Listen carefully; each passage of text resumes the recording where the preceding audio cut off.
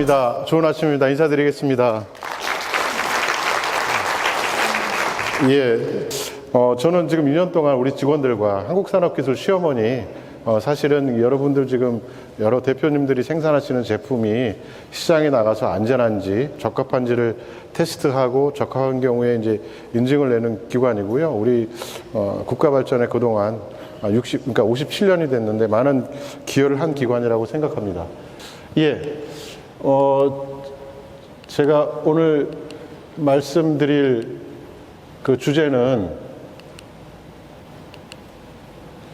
융합의 시대 시험인증 산업과 디지털 전환입니다. 하도 디지털 전환이라는 용어는 많이 들어보셨을 것 같고, 융합이라는 말씀도 많이 들어봤을 겁니다. 뭐 합치는 게 융합이긴 하지만 다들 아시다시피 요즘 제품 바이오라 하더라도 과거에 뭐 수술하고 그런 부분이 아닐 거고, 이제는 모두 나노 기술이라든지 AI 기술이 접목된 융합 제품들이 의료기기들이 나오고 있고, 다른 어떤 그 소규모 뭐 LED다 하더라도 뭐 말로 툭 치면은 불이 켜지는 과거의 방식과 전혀 다른 세상에 살고 있습니다. 시험 인증이라는 거는 제가 조금 전에 말씀드린 것처럼 적합한지를 시험을 하는 거고, 그다음에 더더욱이 디지털 전환은 우리 모두의 화두가 된 시절입니다. 그래서 간단히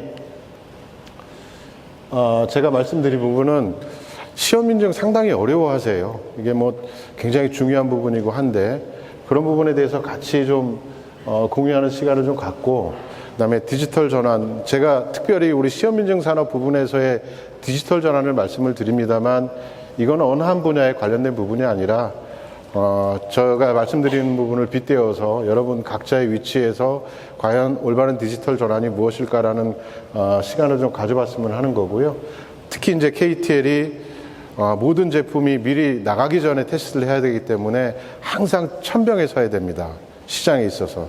그런 부분에 대해서 우리의 어떤 여러 가지 액션을 좀 말씀을 드리고 싶고, 미래 방향은 뭐 결론입니다. 말씀드린 거와 같고, 먼저 시험인증 산업 간단히 말씀을 드리겠습니다. 이게 국가의 입장에서 보면 우리나라 헌법 제 127조에도 보면 거의 안 나오네요. 2항에 국가는 국가표준제도를 확립한다라고 되어 있습니다. 굉장히 사실은 국가의 근간을 이루는 부분이고요. 가만히 뒤집어 보면 선진국의 기준도 여러 가지가 있겠지만, 세계를 선도하는 소위 선진국이라 하는 기관들은 모두 표준과 시험인증 분야에서 선진국입니다.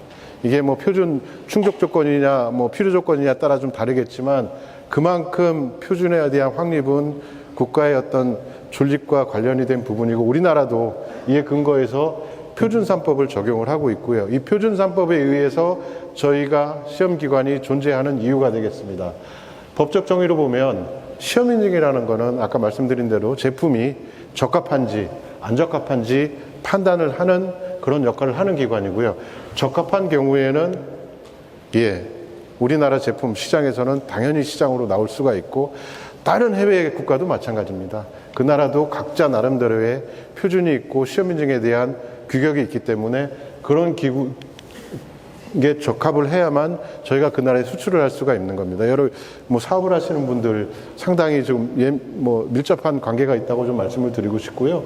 인증의 종류가 굉장히 복잡하게 얽혀 있습니다. 저희 국가는 주로 법정, 국가가 인증 산업을 관리하는 국가로 분류가 되어 있고, 법정 분야하고 강제적으로 받아야 되면 법정 의무 인증이 되겠고, 법정인데 그나마 인센티브 정도 준다 그럼 법정 임의 인증이 되겠습니다. 나머지 부분은 대부분 민간에서 자율적으로 우리 제품이 좋다, 많이 사주세요 해가지고 시험 인증 기관에서 테스트를 받아서 인증을 받으면 대부분 유럽이나 미국은 그 자체로 충족되는 시장이라고 말씀을 드릴 수 있습니다. 그래서 법정 분야 여러분 잘 아시겠지만 대표적으로 KC 인증입니다.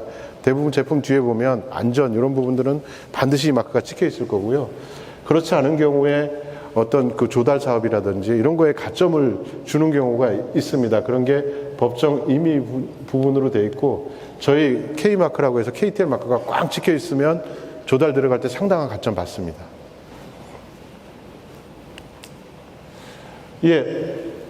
아까 말씀드렸듯이 우리나라는 정부가 주도하는 법정 인증 분야로 이렇게 시장 위주로 형성이 되어 있다고 말씀을 드렸고요. 이거 시에 보시면 24개 정부 부처입니다. 각 부처마다 각자의 고유 영역에서 법정 의무, 법정 임의 그 제도를 지금 활용을 하고 있고요. 제가 산업부 소속이에요. 우리 KTL이. 산업부만 보더라도 요게 지금 다 합치면 211개인데요. 지금 이게 업데이트가 됐네요.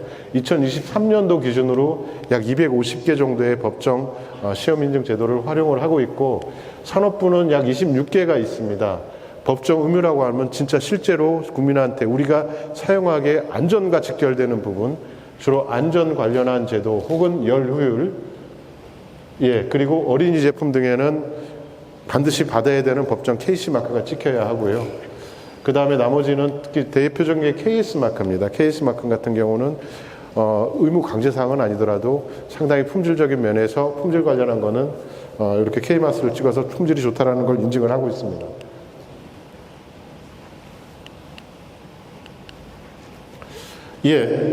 시장적인 기술적인 부분에서 좀 돌아다 보면 시험 인증이라는 것이 우리나라가 1960년대 공업화를 시작을 하면서 시험 인증의 역사가 시작됐다라고 말씀을 드릴 수 있고요.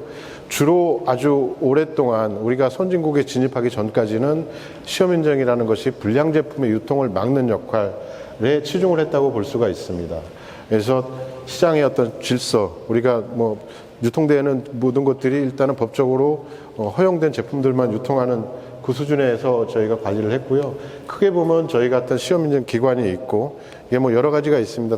잠시 후에 다시 보시겠지만, 그런 기관들을 정부가 인정 혹은 지정을 해서 정부가 관리를 하고, 기업들은 저희한테 시험을 의뢰하고 테스트를 받고 성적서를 받아서 유통하는 시스템이라고 되어 있습니다. 아까 말씀드린 대로 전반적으로 유통시장 질서 유지에 초점이 맞춰져 있다면, 크게 보면 2010년도부터고요. 작게 보면 한 5년 전부터는 이런 과거의 방식이 더 이상 유효하지 않습니다. 이유는 아까 말씀드린 대로 융합 제품들이 계속 나오고 있는데 어느 순간에 정부가 그걸 쫓아가서 미리 제도를 만들겠습니까? 그런 부분에서 유효하지 않기 때문에 더 이상 후행 규제는 유효하지 않고요. 전방위적으로 저희 기관들이 스스로 직접 고객들을 찾아가서, 기업들을 찾아가서 그네들이 제품 개발할 적에 이게 시장에 유효할지 안 할지를 미리 말씀을 드리고, 그게 맞도록 저희가 유도를 하는 그런 방식으로 점차 발전을 하고 있고요. 그 다음에 전 세계 시험 시장 인증이 굉장히 복잡합니다. 이게 하나하나 큰 권역으로 보면 유사한 유럽이나 미국, 한국, 일본 정도는 표준을 따르고 있지만, 특히 인도라든지 남미라든지 이런 나라들은 그네들의 국제 표준을 따랐다가는 자국 내 산업이 망하거든요.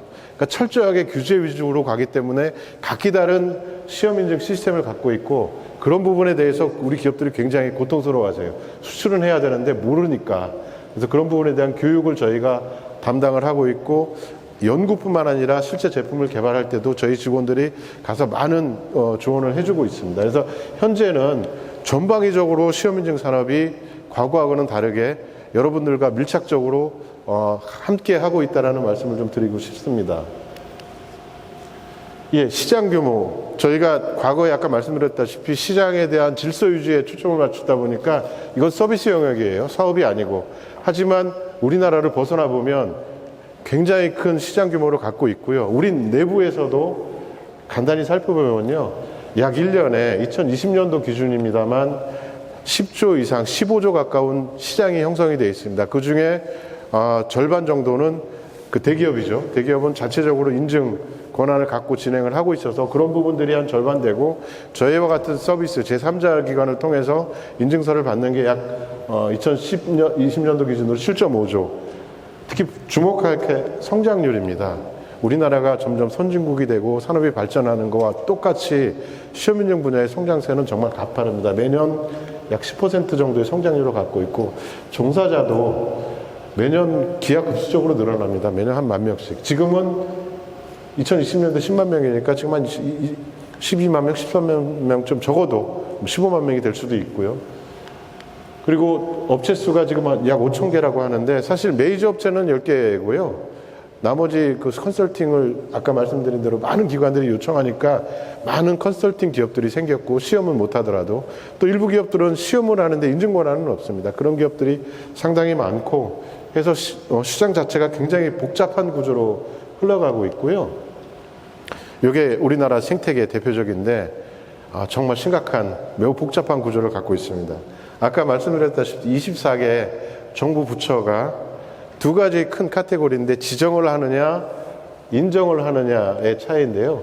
정부 부처가 특히 이제 검사, 안전검사, 검증 이런 부분들은 시장 질서를 굉장히 흐트릴 수 있는 부분이니까 딱 지정을 합니다. 예를 들어 승강기 안전관리공단, 승강기에 관한 모든 검사 기능은 독점화가 되어 있습니다. 저희도 과거에 승강기에 관한 사업을 했는데 다 넘겼거든요, 승강기 안전관리공단에. 그래서 이런 거는 철저하게 독점으로 운영되는 지정을 통해서. 반면에 우리 그 국가표준기술원이라고 우리 코라스 인정기구가 있고요.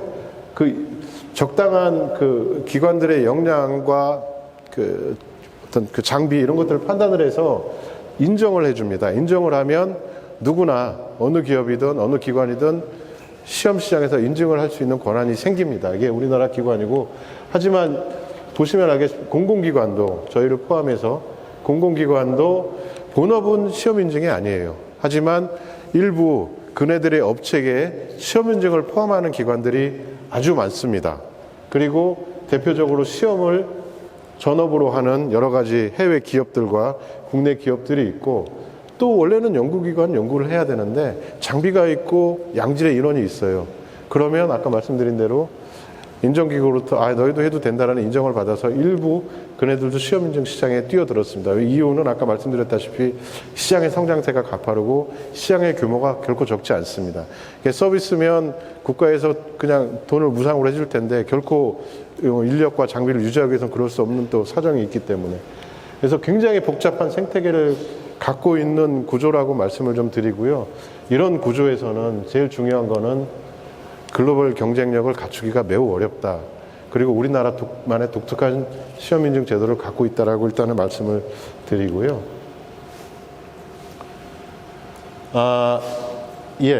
거꾸로 보면 세계 시장은 어떠냐?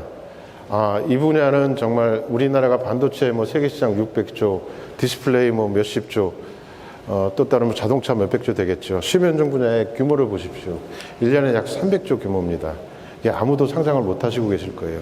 이게 세계적으로 보면 굉장히 큰 하나의 시장이고요. 역시 서비스 시장과 인하우스 시장이라고 아까 말씀드린 대로 정말 역량 있는 기업들은 스스로 아까 말씀드린 인정기구로부터 권한을 받아서 스스로 하기 때문에 그 시장이 절반 정도 되고요. 이것도 역시 2020년도 기준으로 보면 약 230조 중에 양분을 합니다. 서비스 시장과 인하우스 시장이. 전체 1위부터 10위까지 제가 골라봤는데요. 참 놀라운 거는 우리나라 저희가 1966년도에 탄생이 됐고요. 설립이 됐고, 일부 90년대에 설립이 된 기관이 있습니다만 대부분의 시험인증 기관이 1800년도에 이미 설립이 됐습니다. 제일 오래된 거는 이 비오고 베리타스라는 프랑스 기업이고 설립 연도가 1828년도입니다. 서양에서 산업화가 시작하면서부터 시험인증이라는 게 역사가 시작이 되고요. 그 역사 면면이 그네들이 갖고 있는 노하우라는 건 감히 저희하고는 사실은 비교 불가한 상황이죠. 보시면 1위 기업이 3년 전까지는 사실 스위스 기업이었는데 SGS라고, 지금은 이제 룩셈부르크 기업인데 매출이 9조 5천억이고 직원이 5만 8천 명입니다. 2위 SGS는 직원이 10만 명이고요. 매출은 한 8조 정도 됩니다. 아까 말씀드렸다시피 우리나라 전체 서비스 시장이 한 8조 정도 되는데 한 기업의 역량을 못 쫓아가는, 인원과 그 매출 면에서. 그만큼 세계 시장은 거대 골리앗이고 우리는 현재 작은 다윗의 위치라고 보시면 되겠습니다. 보시면 아까 우리는 소규모로 굉장히 분할되어 있고 말씀드렸다시피 나오는 제품의 유통구조 질서를 제한하는 법정 시장 위주로 되어 있습니다. 해외기관은 전체 산업을 아우르는 한 기업이 거대 공룡으로 성장해 있는 상황이죠. 자, 제가 한 사례를 갖고 왔는데요. 이게 시사점이 있어서 물론 아까 말씀드린 대로 전통이 있는 기업들도 있지만 A+라는 기업, 스페인 기업입니다. 제가 왜 갖고 왔냐면 스페인의 경제 규모가 명목 GDP 기준으로 저희보다 낮습니다. 낮는데 이 A+라는 기업이 스페인의 어떤 그 산업적인 역량, 시험 인증의 중요성을 인정을 해서 민영화되어 있는 기업인데요. 96년도에 아그바라는 물 유통 회사인데 거기 자회사 아그바 오토모티브가 아예 분사를 해서 이디아다라는 그 자동차 관련 연구 기관하고 LGAA라는 시험 인증 기관을 흡수를 해서 본격적으로 출범을 하죠. A+사라는. 그 이후에 이게 특별한 기술을 갖고 있던 기업이에요. 가스하고 특히 이제 관을 그 시험하는 기관인데 그 관을 쪼개면 못 쓰지 않습니까? 그러니까 비파계 그 기술을 이용해서 본인들의 강점을 충분히 활용해서 시장에 대한 역량을 키운 다음에 주식시장이 상장을 합니다. 이 시험인증 시장이 성장세와 더불어서 많은 자본이 모아지죠. 정말 공격적으로 M&A를 합니다. 순식간에 96년도 돼서 지금 한 30년 만에 세계 9위 기업으로 성장을 했습니다. 매출도 8조고. 그러니까 저희한테는 상당히 시사하는 점이 있다라는 생각이고요. 보시면 알겠습니다만 자국 내에서는 매출이 24%밖에 안 돼요. 4분의 1밖에 안 됩니다.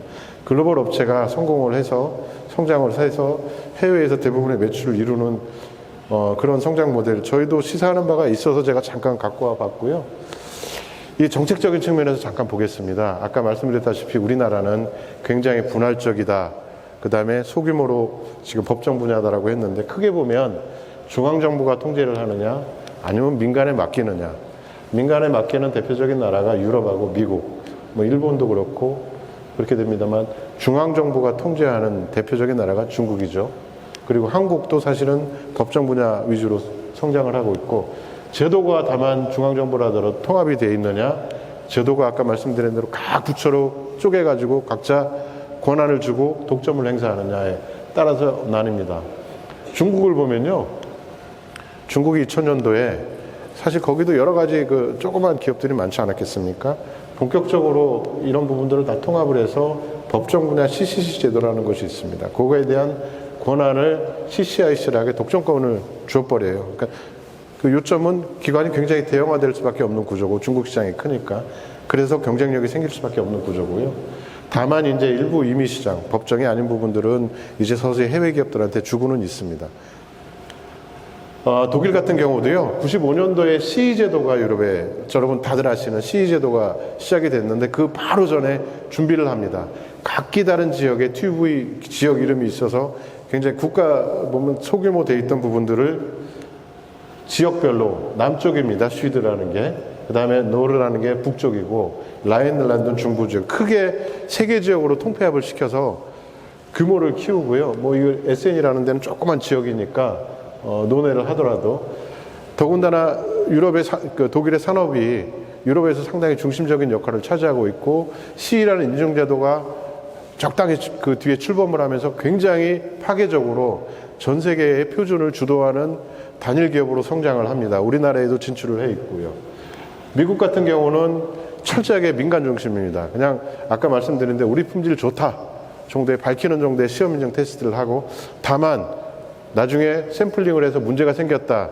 굉장한 징벌적 배상을 해야 됩니다. 미국 시장이 대표적인 그런 시장이고 그리고 모든 기관에 다 열려 있습니다. 우리도 나갈 수 있고 모든 해외 기관들이 다 들어와 있습니다. 다만 미국 시민들은 UL이라는 미국 고유 마크에 대한 인지도가 너무 강력하기 때문에 이게 마치 시험인증 제도처럼 활용이 돼서 무조건 UL 받아와라 합니다. 이게 브랜드의 가치의 중요성이 여기서 대표적으로 느낀다고 말씀을 드릴 수 있고요. 그럼 우리나라는 어떻게 해야 되겠습니까?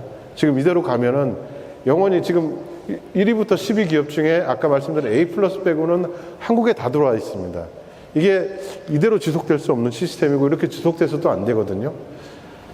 우리나라는 제가 보기에는 이쪽으로 가야 되는데 독일 쪽으로 대형화된 상태에서 국제 경쟁력을 가진 그런데 이게 이렇게 갔다가는 여기 밑에 보시는 일본 꼴이 나는 겁니다. 일본은 저희와 같이 유사한 기관이 JQA라는 저희 유사한 기관이 있는데요. 이게 대형화 없이 바로 갔기 때문에 이쪽이든 뭐 미국이든 똑같죠.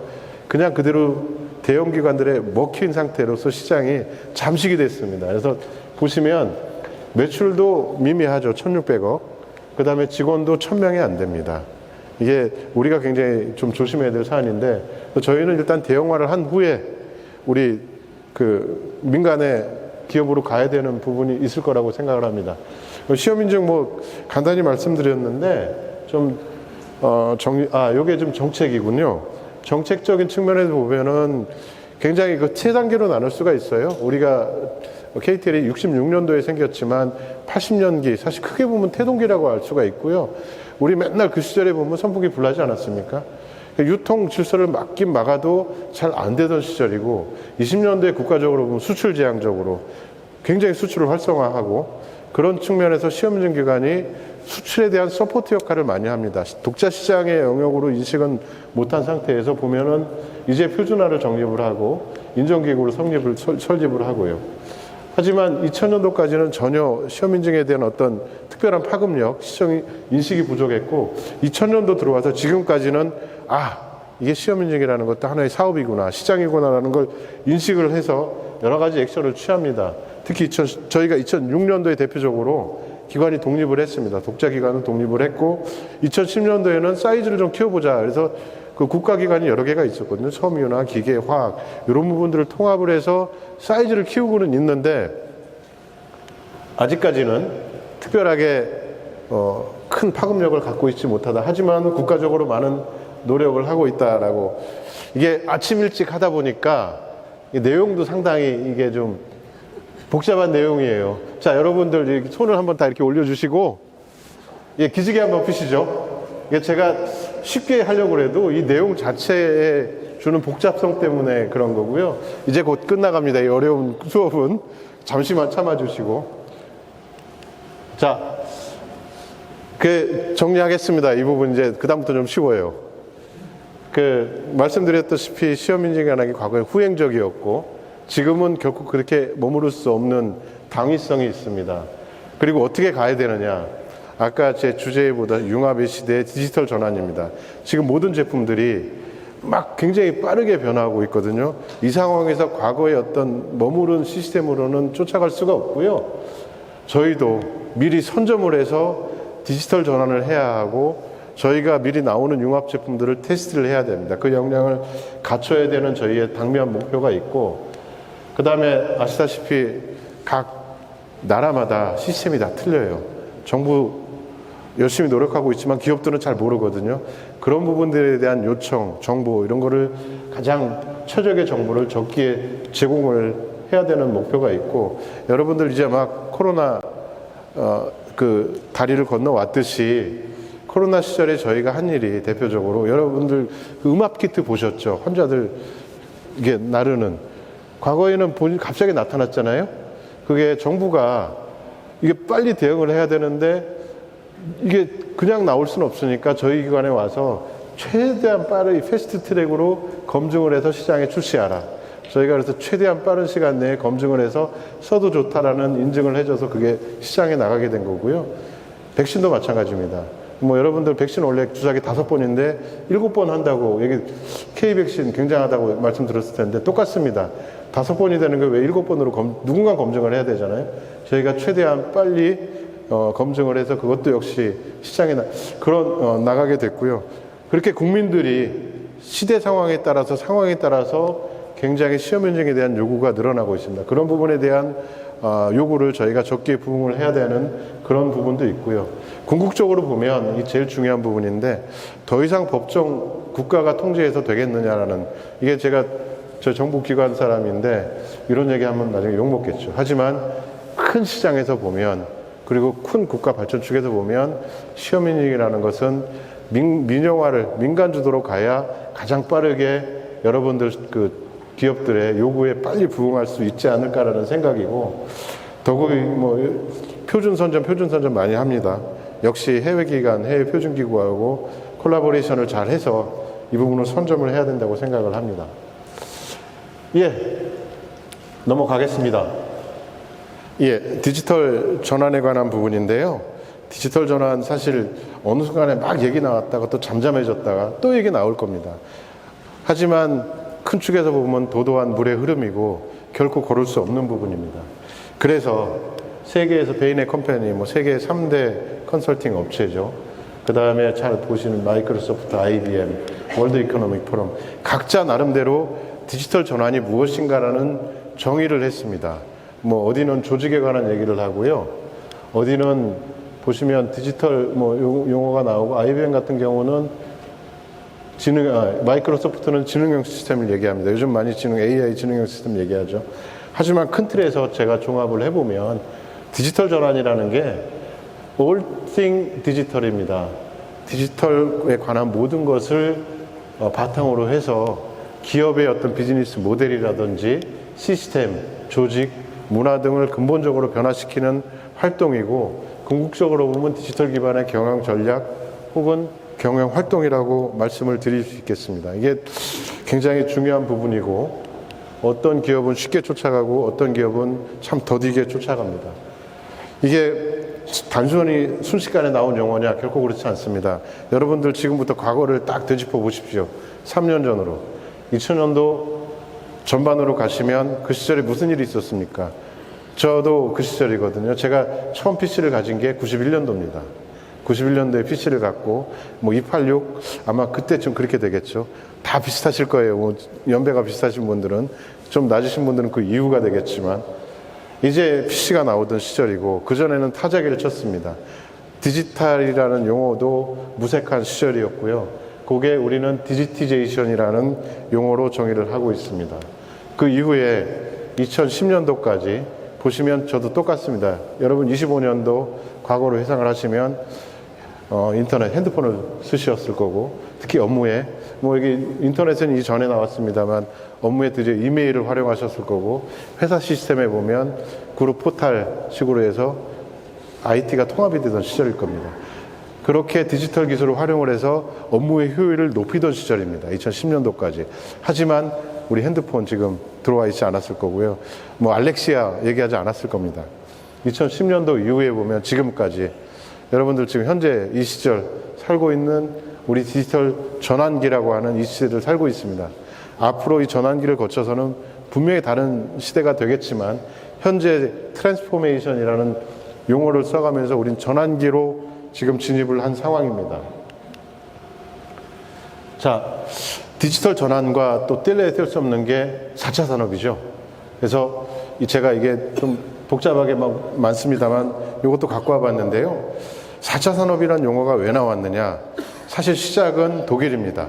독일이 2011, 12년도에 워낙 유럽에서 자기네들의 산업 역량이 뛰어나고 그 역량을 지키려고 하니 뭔가 새로운 혁신적인 방법을 찾아야겠다.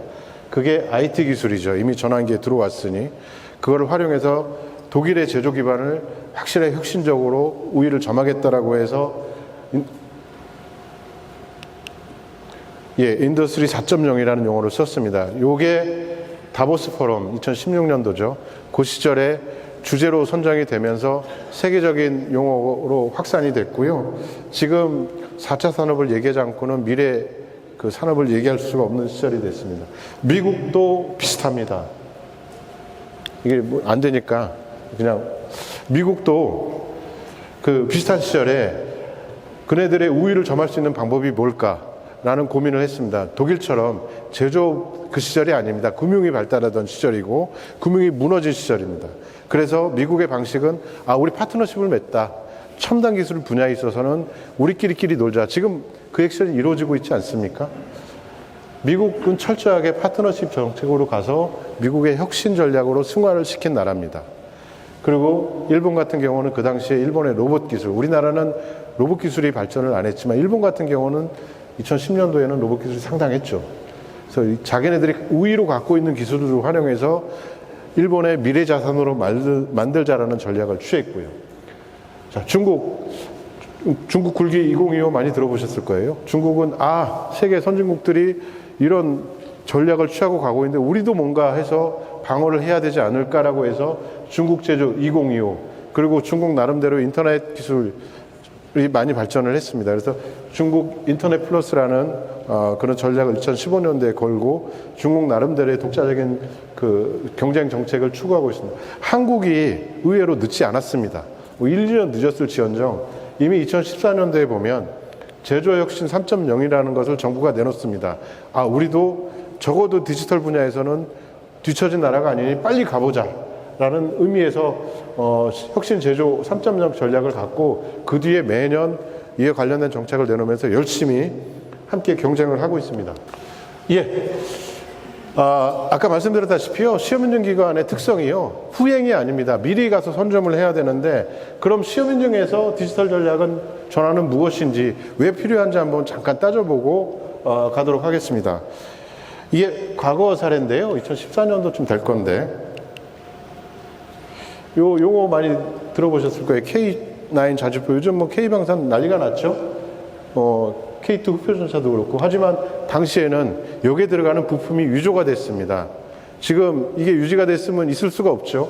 그 다음에 원전 부품도 위조가 돼서 어떤 공급한다는 얘기 가끔씩 들리고, 그 다음에 열차 마찬가지입니다. 이게 실제 국가의 역량과 국민의 안전에 직결되는 부분인데, 그런 부분에서 위조가 발생을 합니다. 이거 굉장히 심각한 문제죠. 원인을 보면 여러 가지 테스트를 하다 보면 데이터가 많죠. 그것들이 잘못 관리가 된다던가 아날로그한 방식으로 처리가 된다던가 하면 문제가 생길 수가 있고, 누군가는 그런 부분들을 손으로 써 옮겼습니다, 과거에. 근데 연간 이루어지는 것들이 수십만 건이거든요. 그 안에 0.001%만 해도 문제가 생깁니다. 그게 딱 맞아떨어지면 이런 문제가 생기죠. 그리고 누구는 의도적으로 바꿉니다. 이런 일이 결코 있어서는 안 되는 상황인데, 해결 방법은 디지털 전환입니다. 사람의 손을 안 타면 해결이 되죠. 사람의 손을 최대한 안 타고 장비와 우리 디지털 기술이 접목을 하게 되면 최대한 오류를 줄일 수 있다는 거고, 그 다음에 유통 단계에서 위존묘주를 막게 되면 저희가 그런 부분을, 위변조의 부분을 해결할 수가 있습니다. 그리고 아까 말씀드렸다시피 이 시장도 엄밀히 보면 굉장히 경쟁 구도가 심한 시장이고요. 살아남기 위해서 저희는 지금 제가 발표를 하고 있습니다만 직원들은 지금 열심히 일하고 있습니다. 낮밤 안 가리고 살아남기 위한 저희의 몸부림입니다. 그리고 아까 말씀드린 모든 글로벌 기관들이 다 들어와 있고요. 그 다음에 아까 말씀드린, 아이고 죄송합니다, 이게 자꾸 올라가네. 우리나라의 복잡한 경쟁 구도 때문에 생기는 직원들의 업무량이 많고, 특히 새로운 제품들이 많이 나오니까요, 이게 굉장히 직원들이 힘들어하는 게, 표준도 새로 만들어야 하고요, 새로 만든 표준을 또 처음에 정립도 해야 되고, 그러다 보니 일이 굉장히 많아졌어요. 어떻게든지 효율화를 해야 되는 당위성이 있고, 그런 부분들이 저희가 결국은 생각을 해보니 해결 방안은 역시 디지털 기술을 활용을 해서 최대한 효율을 하는 방법이고, 그 다음에 더욱 고객한테 좀 더 쉽게 다가갈 수밖에 없는 방편이라고 생각을 합니다. 그래서 궁극적으로 보면 디지털 산업에서 디지털 전환이라는 것이 업무 속도를 최대한 효율적으로 해야 되는 부분 저희가 과제로 안고 있고, 그 다음에 최대한 업무 자동화를 통해서 더 이상 늦춰지지 않고 결정도 빠르게 해야 되고, 무엇보다도 고객들의 요구에 적기에 부응을 해야 된다는 말씀을 좀 드리고 싶고, 그 방향으로 가고 있습니다. 그리고 굉장히 유효한 데이터인데, BCG라고 있어요. 미국 기업인데 세계 넘버 1 경영전략 컨설팅 업체입니다. 이 기업이 2018년도에 여기 TIC가 테스팅, 인스펙션 앤 세티피케이션이라고 해서 크게 보면 시험 인증이라고, 우리 적합성에 관한, 그렇게 이해해 주시면 되고요. 그 기업이 시험 인증 분야 향후 10년 동안 어떻게 변할 것인가, 세상은 변하고 있는데 그거를 전망해 놓은 데이터입니다.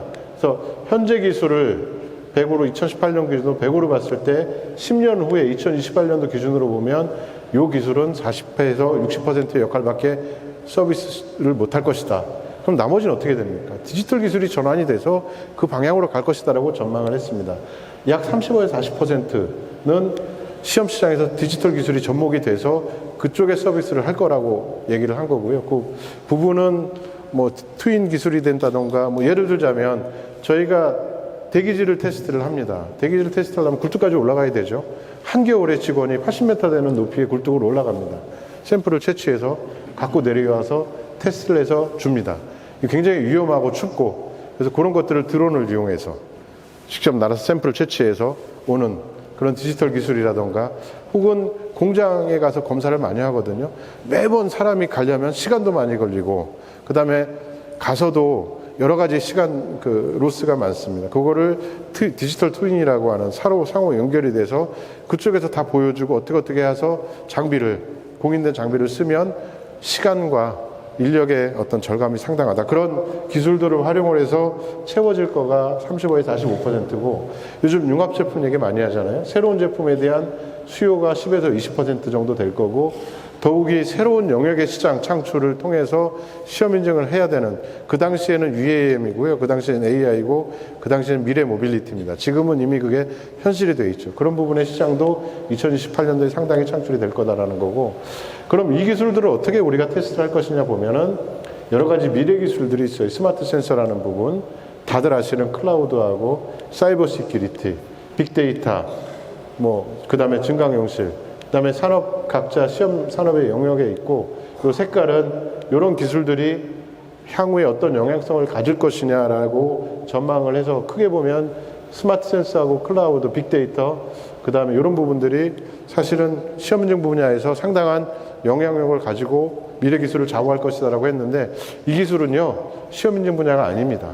이건 빅데이터, 사이버 시큐리티, 여러분 지금 제가 올 초에 CES를 갔다 왔는데 삼성에서 하나의 박스에다가 집안의 모든 장비들을 연결을 시켰어요.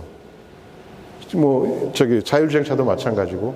그 미래는 그렇게 갈 건데, 그러면 어느 한 분야에, 어느 한 단말기에만 뚫려도 집안의 모든 장비들이 해킹이 될 수도 있고, 더 나아가서 우리 시스템도 마찬가지고, 자율주행에 해킹이 되면 그런 얘기 가끔 듣지 않습니까? 상상할 수 없는 또 여러 가지 세컨더리 이펙트가 나오겠죠. 이미 미래 기술은 현재 기술이고요. 우리가 시험 인증이라는 카테고리에서 볼 것이 아니라 모든 분야에서 공이 한번 달아봐야 고민해야 될 부분이라고 생각을 합니다. 자, 이게 시간이 좀 맞춰지니까 잠시 아까 말씀드린 세계 2위, 3위긴 하지만 아까 비오고 베리타스라고 프랑스 기업이고요. 1828년도에 생겼고 모든 세계적인 기업들도 똑같습니다. 지금 한국이 앞서 나가 있느냐, 프랑스가 앞서 나가 있느냐, 독일이 앞서 나가 있느냐, 서로 경쟁하는 시기고요. 전환의 시기는 그렇습니다. 물론 뒤처진 나라도 있긴 하지만, 그래서 이 기업도 우리랑 똑같이 여러 가지 미래 기술, 미래 전환에 대한 준비를 하고 있고, 크게 보면 이 림스라는 거는 연구실 자동화 시스템이고요. 최대한 연구실의 프로세스를 디지털화해서 효율화를 추구하겠다는 거죠. 자동화를 통해서 사람의 손이 안 타면 시간도 짧게 되고 그 다음에 오류도 줄어들 것입니다. 그런 작업을 거치고 아까 말씀드린 디지털 트윈이라든지 드론이라든지 그 다음에 어떤 웹을 통한 사업이라든지 그런 거를 통해서 성장을 하고 그 다음에 더 나아가서 새로운 영역으로 자기네들이 보유한 기술들을 통해서 진출을 하겠다라는 전략을 세워놓고 있고요. 이게 사실 어찌 보면 가장 대표적인 전략이라고 할 수가 있고 과거에 3년 전까지만 해도 세계 1위 기업이었던 스위스 SGS 똑같습니다. 단계는 좀 다를지 모르지만 얘네들은 최대한 자기네들의 효율화를 꾀하고 있습니다. 즉 SNS, 챗봇을 통해서 고객들한테 소통을 좀 더 강화를 하고 그 다음에 말씀드린 실험실 자동화를 통해서 효율을 높이고 새로운 영역까지는 아니더라도 드론이라든지 RPA라는 거 로봇 프로세스 오토메이션이라고 해서 실험실 자동화의 한 축이고요. 플랫폼 비즈니스를 통해서 자기네들이 새로운 영역으로 진출을 하겠다라는 전략을 세워놓고 있습니다. 이 부분에 대한 결론을 좀 내겠습니다. 디지털 전환이 무엇인지 저뿐만 아니라 여기 앉아 계신 모든 분들 그 입장에서 보면 우리가 과거에 머물 것이냐 미래로 갈 것이냐 이 전환기를 어떻게 활용할 것이냐에 따라서 우리의 역량이 달라집니다. 그 부분에서 보면 첫째 카테고리가 효율이죠. 아까 말씀드린 대로 디지털 기술은 가져다주는 장점이 효율입니다. 사람 손보다 훨씬 빠르고 사람 손보다 훨씬 정확하고 그 효율을 통하고 그게 디지털리제이션이고 이미 이루어졌습니다. 디지털리제이션 말씀드렸다시피 과거에 타자 치던 거하고 이메일 보내는 속도, 과거에 팩스하고 이메일 보내는 속도 확실히 혁신적이라고 할 수 있습니다. 그런 업무 혁신을 이루어서 궁극적으로 다시 한번 말씀드린다면 전환을 통한 새로운 비즈니스 개발로 가는 게 저는 디지털 전환이라고 생각을 하고요. 보시면 알겠습니다만 디지테이션과 디지털리제이션은 사실 기술이에요. 타자기가 PC가 되고 그 다음에 어떤 그 팩스가 인터넷이 될지언정 기술인데 디지털 트랜스포메이션은 결코 기술에 머물러 수 없습니다. 고객에 달아갈 수 있는 가장 최적의 방법이 될 수가 있고 경영 전략이 될 수가 있습니다. 자, 이렇게 정리를 해보고요. 이 부분은 좀 빨리 나갈게요. 우리 KTL 아까 말씀드렸다시피 굉장히 저는 개인적으로 훌륭한 기관이라고 생각을 하고 제가 그 기관을 위해서 서비스할 수 있는 게 굉장히 큰 영광으로 생각을 하고 있습니다. 저희가 이 기관에 제가 오면서 그냥 감으로 할 수는 없지 않습니까? 제가 해외에 30년 있다 하더라도 저의 감은 우리 기관의 감이 될 수 없습니다. 그래서 우리 기관은 최대한 경영 전략을 미래 경영 전략을 세우자 해서 세웠고요. 거기에 보면 당당히 디지털 전략이 들어가 있습니다. 2025년도까지 우리 기관이 열심히 전략 목표를 수립한 전략 목표를 위해서 열심히 매진하고 있습니다. 예, 이게 뭐 대충 보면은 시험 인증의 프로세스인데요. 시험은 여러분들 기관, 기업이 샘플을 보내십니다. 이게 접수고요.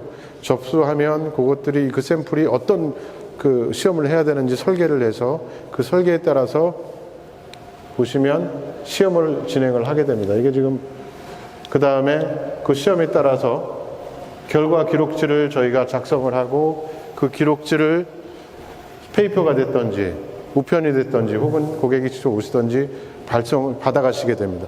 이게 과거 방식이에요. 이렇게 되면 아까 말씀드린 어딘가에 오류가 발생할 수밖에 없습니다. 저희가 25만 건을 하거든요. 근데 저희가 지향하는 디지털 전환이라는 것은 되도록이면 기업도 편하게 오시지 않고 온라인 접수라든지 그 다음에 오실 적에 내가 무슨 실험을 하는지 궁금하잖아요.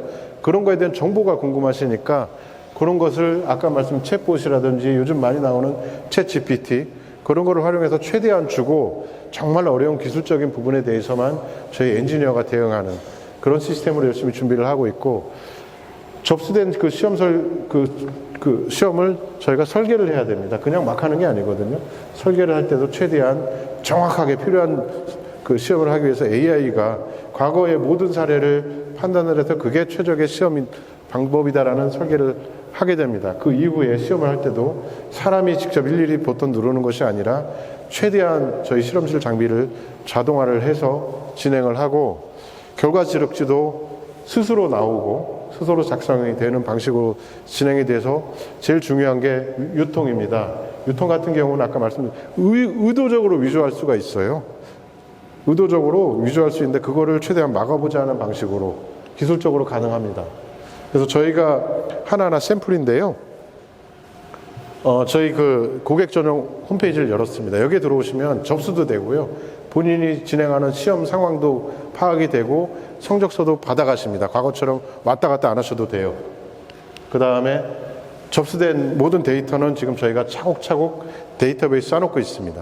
이 데이터베이스를 활용을 해서 완벽하지 않습니다만 클레이독스 일부 AI가 저희가 사용하는 프로그램들인데 AI가 한 3개 정도를 지정을 해줘요. 1안, 2안, 3안. 그거에 따라서 엔지니어가 판단을 해서 시험을 진행을 하고 있고요.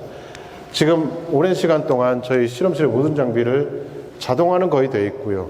실험실 간의 연결도 거의 되어 있습니다. 다는 아니지만 지금 각각의 장비를 최대한 사람 손이 안 타도록 랩뷰라는 프로그램을 통해서 지금 그 진행을 하고 있습니다. 이렇게 되면 버튼 직접 안 눌러도 됩니다. 그리고 파서라는 프로그램을 통해서 자동으로 결과 데이터가 추출을 해서 일부분은 파일 저장으로 가고 일부분은 다시 추구 활용을 할 때 데이터베이스에 깔립니다. 그리고 데이터베이스에 이렇게 들어오면요. 이게 재활용될 수 있습니다. 이게 빅데이터 시절이거든요. 고객의 데이터가 1년에 20만 건이 넘습니다. 이거를 산업적으로 아니면 저희 자체적으로 충분히 활용해야 되는 당위성이 있고요. 혹은 고객들은 이 성적서를 요구를 하시니까 당연히 성적서로 변환이 돼서 고객들한테 전달이 됩니다. 전달이 될 적에요. 과거에 이렇게 했습니다. 하다가 보니까 보완을 해야 돼요. 그러면 보완 요청이 있거든요. 또 합니다. 그럼 버전이 2개가 생겨요. 저희가 정확히 전달을 합니다. 1버전, 2버전. 근데 여기서 1버전이 갔는지 2버전이 갔는지 저희가 알 수가 없어요. 그리고 PDF로 가니까 그 숫자 바꿨는지 알 수가 없습니다. 여기서 생기는 상당한 문제점들이 있는 겁니다. 이게 책임성, 저희가 했지만. 그래서 저희가, 여러분들 다들 아시잖아요. 블록체인, 코인 하시는 분들 있을 텐데, 보면은 플랫폼이 있고, 코인을 사고 팔 때 그 플랫폼을 통해서만 사고 팔 수 있거든요. 그리고 각각의 코인은 고유 주소가 있습니다. 결코 변환되거나 대체할 수 없는. 똑같습니다. 저희 성적서를 그 기술을 활용을 해서 고유 주소를 주고 K넷이라는 네이버 자회사의 플랫폼이 있습니다. 거기를 통해서만 저희도 그쪽으로 보내고 고객도 그 주소를 그쪽에서 인출을 하고 그런 방식으로 해서 결코 고유 주소가 있기 때문에 변조할 수 없는 그런 시스템을 지금, 요거는 6월 정도부터 이미 시행을 했고요. 그런 시스템을 지금 가고 있다라는 부분이고, 이거 이제 예시인데요. 여기서만 끝나면 저희 자체적인 액션이에요. 하지만 저희가 지금 깔아놓은 시스템을, 저희는 공공기관이니까 이 대외배포라고 했는데 같이 나눠야 되는 의무도 있거든요. 그래서 저희가 아까 말씀드린 대로 고객에 대한 그 현황 분석이라든지 시험에 관한 부분, 장비에 관한 부분, 그 다음에 각각의 다른 실효에 관한 부분들의 빅데이터가 쌓인 역량, 특히 저희가 구축해 놓은 프로세스는 저희만 갖기엔 좀 아깝습니다. 그래서 아까 말씀드린 대로 시험인증 분야에 굉장히 작은 많은 기업들이 있거든요. 그 기업들한테 저희가 열었습니다. 저희 플랫폼으로 구축을 하고 그 기업들이 저희 언제든지 뭐 큰 돈은 아닙니다. 공짜는 아니고요. 큰 돈 아니고 소소한 돈을 지불을 하시고 들어오셔서 본인들에 맞는 시험 데이터를 처리할 수 있는 시스템을 저희가 갖춰놨고, 큰 기업들이 있어요. 삼성, 그 다음에 대형 그 시험인증기관. 그런 데는 장비도 여러 대가 있고 각자의 영역이 있으니까 그런 경우는 저희가 직접 가서 그네들에 맞는 시스템을 깔아줍니다. 처음 A부터 Z까지. 그래서 물론 이제 뭐 시간이 좀 걸리긴 하겠지만 그런 부분들을 저희가 활용하고 있다는 말씀을 드리고, 두 번째는 거의 끝나갑니다. 시간 딱 맞춰 끝날 것 같은데요. 두 번째는 다들 아시는 2차 전지 분야. 제가 재작년에 왔을 때 2차 전지는 이거는 거스를 수 없는 대세고 상당히 큰 파급력, 실제적으로 보면 매년 성장세가 가파르고요. 10년간 8배 정도의 성장세를 두고 있는 하나의 영역입니다. 그 분야에서 저희가 상당히 많은 투자를 했고요. 시험인증 2차 전지가 그냥 나오는 게 아니거든요. 자동차 그냥 계속 불나잖아요. 그런 부분을 막기 위해서 저희가 철저하게 지금 많은 노력을 하고 있고, 그런 부분에 대한 장비 투자도 많이 했고요. 보면 저희 기관의 어떤 그 역량이 다른 그 여타 국내의 경쟁 기관에 비해서 압도적으로 높습니다. 그러다 보니까 장비가 여러 군데 있어요. 한 건물이라 하더라도. 그 다음에 낮밤으로 돌아갑니다. 정말 용량이 굉장히 대용량이고요. 그러다 고객들은 순간적으로 우리 그 자료 좀 빨리 주세요. 그러니까 시험 인증을 하는 부분보다 이건 다른 정도의 그 사업인데, 주말에 하면은 주말 못하고, 그리고 처리하는데 하도 고용량이다 보니까 처리 시간이 한 장비마다 4시간 걸릴 때가 있고, 다른 2층에 가면 뭐 1층인지 2층인지, 여기 2층, 1층이네요. 2시간이 걸리고 하다 보니까 전체 8시간, 고객은 뭐 지금 당장 급해서 빨리 주세요 하는 경우가 많거든요. 그래서 우리가 고객의 요구에 좀 더 부응을 해야겠다. 어떻게 한번 해보자. 그래서 고용량, 대용량 처리, 데이터 처리 변환 알고리즘을 저희 스스로 개발을 했습니다. 그래서 적용을 했고요. 하다 보니까 이동 시간은 변함이 없죠. 하지만 처리 시간은요, 여기 4시간이 8분 됐습니다. 8시간이 아니라 8분이고, 여기 2시간이 5분 됐습니다. 이렇게 따져보니까 결국 34분 만에 과거에 8시간 걸리던 그 데이터 처리, 고객이 갑자기 막 3시간 만에 갖다 주니까 놀라는 거죠. 이게 가능하냐고. 이게 소위 디지털 전환의 혁신의 하나의 표본입니다. 충분히 활용을 하면 저희도 그렇게 될 수가 있습니다. 전체 결론 내리겠습니다. 1차 초기에 말씀드렸던 시험인증, 이 부분은 아까 말씀드린 결국은 궁극적으로 정부가 주도할 것이냐, 민간이 주도할 것이냐, 법정 분야로 갈 것이냐, 임의시장으로 갈 것이냐. 저희가 국제 경쟁력을 갖추기 위해서는 현재 수준에서는 미래 기술을 따라가기에 충분히 효과적이지 못하다는 생각이고요. 궁극적으로 민간이 주도해 가면서 시장의 요구를 적기에 부응을 해야 될 거라는 부분으로 제 말씀을 마치고, 그 다음에 궁극적으로 보면 이 제일 중요한 게 대형화도 그렇지만 브랜드 인지도가 제일 중요합니다. UL 그러면 전 세계 한 75억 명 중에 적어도 생업에 종사하는 20억 명은 알 겁니다. KTL 그러면 여기 계신 분들 중에 저희 기관을 알았는지 모르겠네요. 그게 현실이고요. 우리나라 제품이 KTL 이름으로 나가는 게 유리하겠습니까? 아니면 정말 대형화된 브랜드 인지도가 있는 기업들, CE마크도 마찬가지죠. 제가 유럽에서 근무를 30년 동안 꽤 오랫동안 했는데요. 시험 성적서 갖고 오라고 합니다. 저도. 갖고 오면 제일 먼저 보이는 게 그 내용이 보이는 게 아니라 타이틀이 보여요. 어디서 했는지. 이 타이틀이 독일 기업이고 프랑스 기업이다. 그러면 내용도 신뢰가 갑니다. 굉장히 큰 산업에서 파급력이 있습니다. 그런 부분 저희가 반드시 극복을 해야 되는 부분이라서 제 이쪽 부분의 결론은 대형화도 대형하고 브랜드 인지도가 높아야겠다. 그리고 시장적으로는 민영화되는 게 좋겠다. 그러기 위해서는 반드시 1차적으로 정부가 좀 민간 기업들끼리 이합수사 못하지 않습니까? 뭔가 방향은 좀 있어야 될 거라고. 시장님이 고개를 끄덕이셔가지고. 예. 두 번째 디지털 전환인데요. 업무 효율 말씀드렸고, 신기술 업무 혁신 말씀드렸고, 여러분들 이것들을 활용을 해서 각자의 영역에서 비즈니스를 좀 더 활성화해 주시기를 기대하겠습니다. 예. 이렇게 마칠까요? 지금 뭐 한 5분 남았는데, 이게 궁극적으로 제가 말씀을 드린 게 저희 시험 인증 기간, 그래서 아침 시간에 여러분들 굉장히 힘드셨을 텐데 쫓아오시기가, 시험 인증 기관이라 하더라도 전반적으로 주는 시사점은 산업 전반이고, 특히 디지털 전환 같은 부분은 여러분들 그 사업에 충분히 참고할 만한 자료가 되지 않을까 싶어서 준비를 해봤고요. 혹시 부족하더라도 좀 양해해 주시고, 특히 더러 주무신 분들 계신데 괜찮습니다. 저희 KTL 얼마든지 여러분들 환영을 하고 언제든지 연락 주시면 관련해서 다시 한번 제가 소상히 설명드릴 수 있고요. 제가 한국에 와서 달라진 점이 서양 문화는 주로 악수를 하고요. 한국은 이게 목례를 하죠. 근데 저는 되도록이면 우리 직원도 여기 와 있는데 아침에 직원들 만나면 악수를 합니다. 이게 상당히 처음에 목례를 하면 거리감이 있어서 특히 원장이 지나간다 그러면 목례 안 하고 이렇게 피해요. 직접 가서 웃고 악수를 하면 한 3개월, 6개월 지나니까 누구나 다 웃더라고요. 그래서 제가 꼭 이질적인 문화뿐만 아니라 저도 프랑스에서 제가 가졌던 경험 중에 좋은 거는 전파가 아니라 접목을 하려고 노력을 하고 있고, 저도 한국 사람이니까 항상 따뜻하게 목례합니다. 그래서 제가 지금 아침에 두서없이 말씀드린 부분 여러분들한테 참고가 됐길 바라면서요. 이게 한번 끝나는 게 아니라 좀 계속 이어지는 인연이 됐으면 좋겠습니다. 고맙습니다.